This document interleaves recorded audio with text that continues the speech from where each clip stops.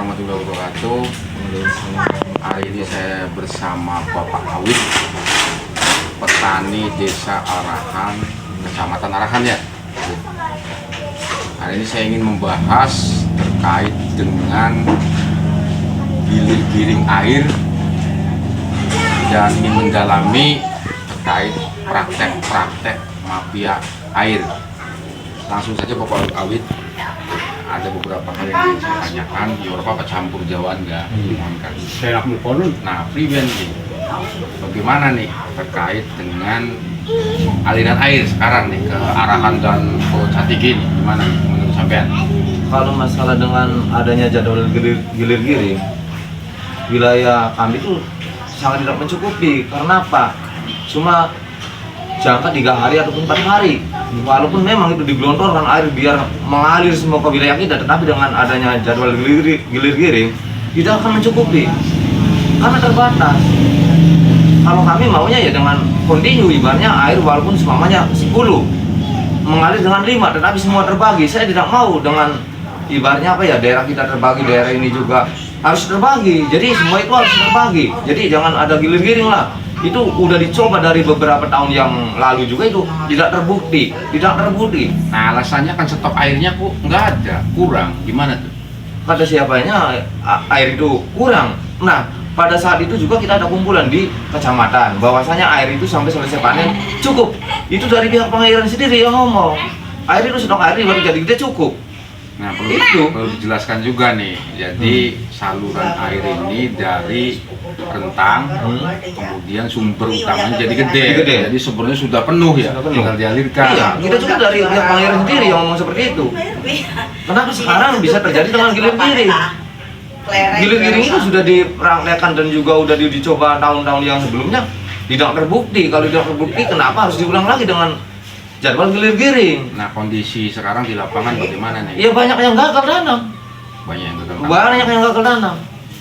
Kita juga minta harus ada penyulupan, iya atau tidak. Jadi kita itu biar ngomong itu jangan ibaratnya asal ngomong. Maka lihat harus di lapangan terbukti seperti apa. Oh iya atau tidak bahwa orang tersebut ngomongnya seperti itu. Kita harus ada pembuktian dan juga kita harus ada penyurveian. Mangga, sok silakan disurvei.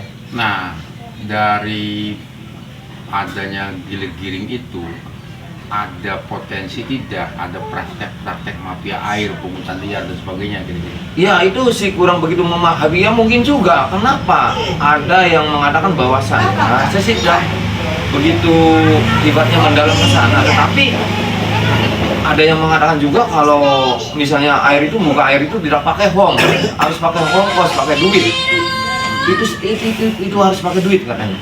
Nah, kok bisa pakai duit? Jadi tetapi kalau yang saya tanyakan, Pak, ini air itu bagaimana? Dia tidak mau mengatakan harus bayar. Tapi kalau membuka pintu air itu, balok itu harus pakai duit. Membuka balok pakai duit? Harus pakai duit katanya. Itu dari pihak pengairan sendiri. Ada yang mengatakan seperti itu. Nah, terus ada istilah tuh menurut petani itu bahwa air ini bukan air gratis, air bayar. Ada nggak istilah gitu? Katanya ada yang mengatakan seperti itu. Ada yang mengatakan seperti itu. Prakteknya ada prakteknya? Ya ada. Ada. Nah, terus di saluran itu kan ibaratnya mah ada yang saluran pembuangan tuh. Iya. Kalau saluran pembuangan itu kan biasanya sisa air tuh kayak mengarah ke Cantigi apa ya? Ada Cantigi, Kecamatan Cantigi dan arah kecamatan yang ujung. Nah, itu terdampak enggak dengan adanya gilir-giring? Iya, terdampak, sangat terdampak. Terdampaknya dengan gilir giring itu dampaknya ya kekeringan. Banyak yang gagal tanam. Banyak. Nah, itu kan ada ya, sebenarnya sih bukan usaha pompanisasi ya. Itu menurut saya istilahnya membantu petani menyedot dari sungai, ya kan, dari saluran pembuang kemudian dialirkan ke masyarakat. Nah, ada temuan juga istilahnya kalau nyedot dari situ itu harus bayar. Iya, ada yang makan seperti itu. Ada juga yang meminta bahwasanya tuh air itu dari sananya dapat beli. Ada yang dipinta, itu petani sendiri yang marah. Tapi kalau sama kita belum pernah ada yang ngomong harus bayar gini-gini, nggak ada yang ngomong sama kita. Tapi dengan petani yang mungkin belum tahu, ya dipinta Kalau sebenarnya kan gini, kalau petani membayar jasa nyedot sih nggak masalah. Nggak masalah. Karena kan ada buat solar, Solar. perawatan mesin Iya. dan sebagainya. Dan sebagainya. Yang masalah itu tadi air yang di saluran pembuangnya itu diminta bayar. Diminta bayar itu. Iya, yang Karena pada dasarnya sebenarnya perlu diinformasikan juga. Iya. Air itu kan gratis. gratis. Katanya itu kan tanah dan air itu milik pemerintah ataupun milik negara. Kok kenapa kita harus bayar?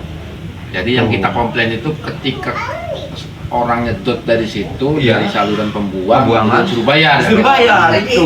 Nah kira-kira menurut pengetahuan sampean pelaku praktek-praktek yang meminta duit itu siapa biasanya?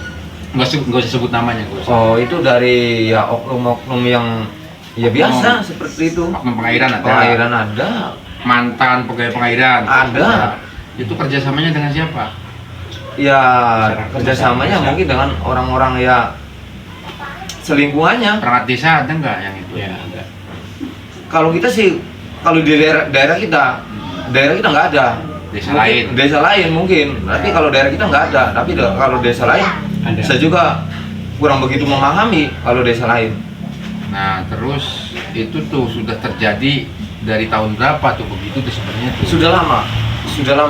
Sudah lama sekali. Dan menurut penilaian sampean nih, pengamatan sampean nih, pelakunya masih orang lama ya? Masih. Masih orang-orang itu aja? Iya masih.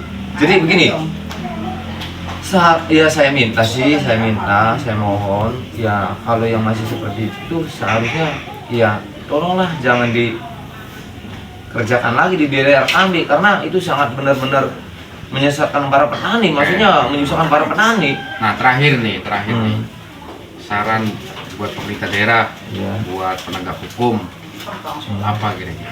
Saya mohon kepada pemerintah daerah ataupun penegak hukum, kami mohon, ibaratnya kan gini, petani itu kan sedang membutuhkan, jadi kami mohon tolonglah minta bantuannya supaya Indramayu itu bisa menjadi pangan nasional. Kami juga itu kan sangat bangga, orang Indramayu itu bahwasanya dikatakan dijuluki lumbung padi nasional ya. Nah, Ya itu mah karena luas aja lahannya, Iya, itu tetapi- aja udah pasti lumbung pangan. iya, itu. Jadi gini, jadi kami mohon semoga lumbung padi nasional ataupun ketahanan pangan di Indramayu itu tetap terjaga. Jadi kami petani benar-benar sangat mendukung dengan adanya program-program pemerintah, itu sangat mendukung. Karena apa? Itu benar-benar untuk kemakmuran masyarakat kita Indramayu. Iya, maksudnya langkah konkretnya Pemda atau pemerintah daerah seperti apa? Langkah konkret pihak penegak hukum seperti apa? Itu langkahnya saya minta tolong para petani yang sangat membutuhkan itu, kami mohon minta dibantu lah, dikawal bagaimana untuk keperluan petani. Oh air ya, saya minta kawalan untuk mengawal tentang masalah air supaya petani itu bisa tercukupi.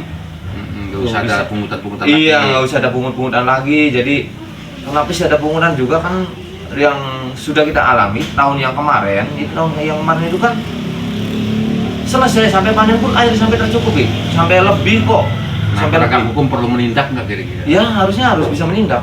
Supaya ada efek jerah ya. Supaya ada efek jerah, jangan Jangan sampai itu terulang oknum lagi. saja, belum tentu juga dinasnya. Iya, belum tentu kalau ke dinas-dinas itu mah oknum-oknum aja.